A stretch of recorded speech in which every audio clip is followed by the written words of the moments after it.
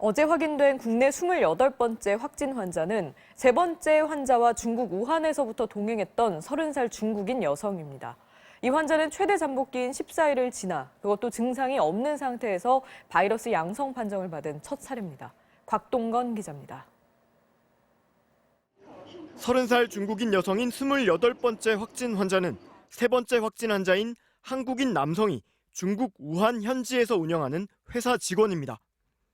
지난달 20일 둘은 우한에서 같은 비행기로 입국했고 이후 닷새간 서울 강남의 성형외과와 식당 등 대부분의 국내 동선도 함께 다녔습니다. 가장 많이 노출이 되셨던 접촉자라고 보시면 되겠습니다. 대부분 3번 환자의 동선에 대부분의 일정을 같이 수행했기 때문에 계속 접촉 노출이 있었다라고 보시면 되겠고요. 지난달 26일 세 번째 환자가 확진 판정을 받자 중국인 여성은 밀접 접촉자로 분류돼 자가격리에 들어갔습니다.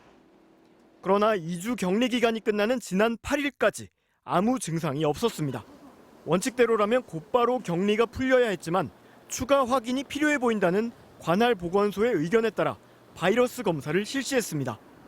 지난 8일과 9일 두 차례 검사에선 확진 판정을 하기엔 애매한 수치.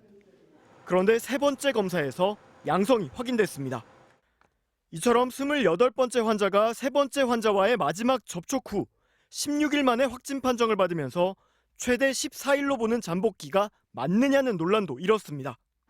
우선 무증상 감염 가능성에 대해 방역당국은 28번째 환자가 성형외과 처치를 받은 뒤 소염 진통제를 일주일간 복용해 증상을 못 느꼈을 수 있다고 보고 있습니다. 최근 중국에서 잠복기가 24일에 달했다는 환자 사례 등 잠복기가 14일보다 길 수 있다는 논란에 대해선 당장 원칙을 바꿀 확실한 근거는 없다고 설명했습니다. 하지만 우한에서 이미 감염돼 입국했거나 앞으로 격리 치료 과정에서 뒤늦게 증상이 나타날 경우 잠복기가 더 길어질 수 있어 28번째 환자의 사례는 심층 조사를 진행하기로 했습니다. 경기도 고양시 명지병원에 격리된 28번째 환자는 지금도 증상이 전혀 없는 것으로 전해졌습니다. MBC 뉴스 곽동건입니다.